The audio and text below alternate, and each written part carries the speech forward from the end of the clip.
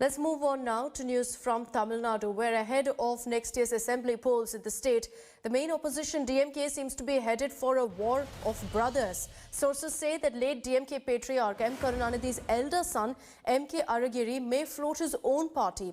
He is likely to have a meeting with his close aides in Madurai before taking a call on his political plunge, and this meeting is scheduled to happen on November 20th. Aragiri's independent course may impact younger brother Stalin's political futures as chief of DMK.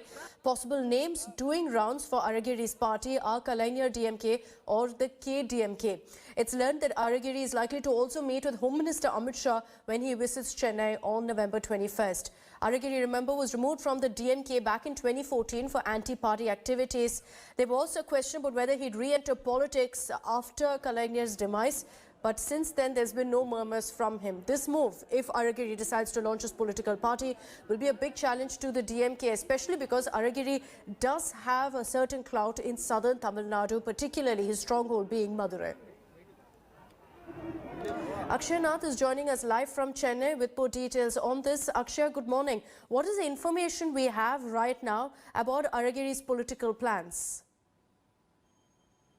The close aides of Aragiri have been telling us that he's most likely to meet his associates on 20th of this month, and then after that he might be meeting Amit Shah, who is likely to visit Chennai on the 21st.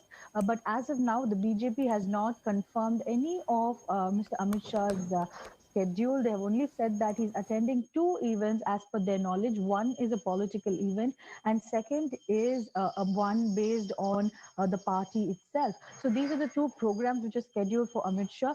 But meanwhile, we need to see this interesting development, Akshita. Just 6 months ahead of the Tamil Nadu elections, we're seeing that there are rumors or serious talks about Aragiri joining politics once again. In 2014, we had seen how the two brothers, Aragiri and Stalin, had a major dispute, and in fact, Karunanidhi Kalaignar, as he's favoritely called, had removed Aragiri from the party. And we remember that before 2014, Aragiri used to be the strongman down south for the DMK. He used to be the one who used to break the AIADMK's favor and Gounder votes down there. So, Aragiri has a strong following there, which has been developed through money and fear. And that factor will once again come into praise, because DMK has been aiming at 2021 as their big elections. 2 state assembly elections they've lost, and this 2021 elections will be a major